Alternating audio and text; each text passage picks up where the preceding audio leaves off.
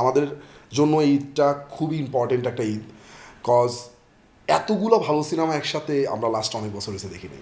So দেখেন, রেদন রনির ভাইয়ের দম নিঃসন্দেহে ভালো একটা সিনেমা হবে, কারণ রেদন রনি সম্পর্কে আমরা অনেক আগে থেকেই জানি সে কি বানাইতে পারে।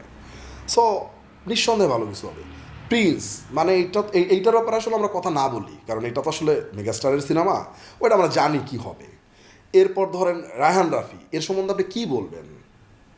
যে লোকটা আসলে ইন্ডাস্ট্রি ঘুরায় ফেলছে, একটা ইন্ডাস্ট্রিকে সে জাস্ট ঘুরায় ফেলছে, রায়হান রাফি।